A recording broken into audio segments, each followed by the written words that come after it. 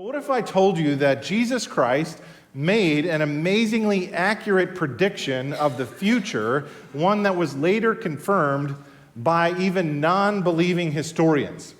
That's what our text is about today. Now, the topic of prophecy can be a bit thorny as we dig into this. Kenneth Gentry says it well when he said, quote, "Biblical prophecy is abused by cults, distorted by liberal theologians, confused by well-meaning enthusiasts, and debated by astute evangelical scholars." So there are some dangers today as we enter into the topic that's called eschatology, or the study of last things. There are really two major interpretive schools when it comes to understanding this text, the Olivet Discourse. The first is called futurism. This is the view that sees these events as yet to come in the future. So for the sake of illustration today, let's just say everybody on this side of the congregation represents the futurists. You believe everything in this passage is yet to come, things to come in the future. You're probably the most familiar with this particular view. This is the view that says the Great Tribulation is coming in the future. It's usually a time of 7 years.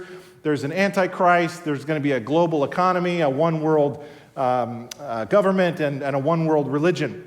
You're probably the most familiar with this view, and people popularized this in prophecy like Schofield, Ryrie, J. Dwight Pentecost, John Walvoord, and Hal Lindsey, as well as the Left Behind series. So that's the futurist view.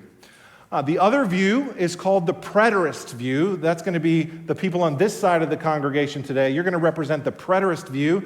The preterist is a view that comes from the Latin word for past. And so you guys over here, let's say you guys believe that the text that we're looking at today were future at the time they were given by Jesus, but from our perspective, looking back, they are now past, as they are mostly about the events surrounding the destruction of Jerusalem and especially the destruction of the temple in AD 70.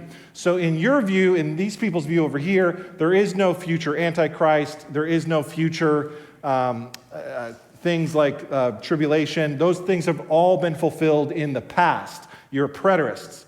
Here's a humorous picture which illustrates the preterist view. We have a guy with an apocalyptic sign walking around that just says, "Relax, it all happened in 70 AD. So this side of the room, would you please read that cartoon for us? Relax, it all happened in 70 AD. You guys are the preterists. Now, preterism might sound new to many of us here in Millington Baptist Church, but don't misunderstand the position.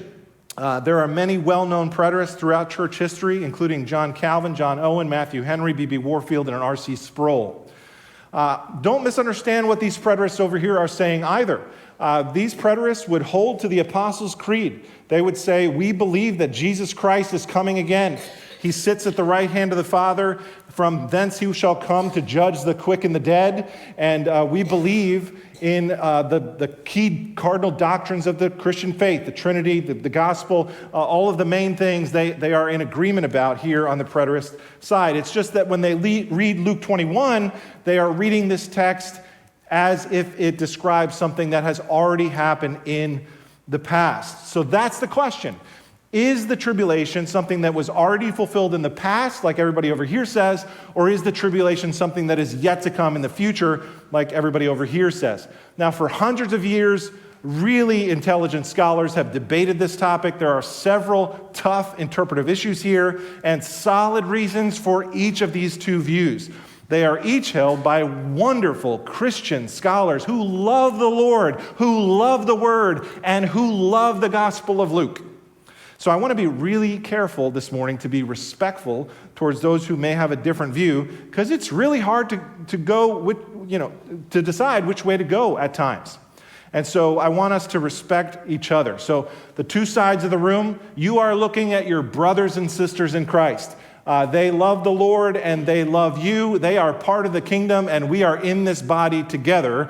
The futurists and the preterists all have so many, many things in common.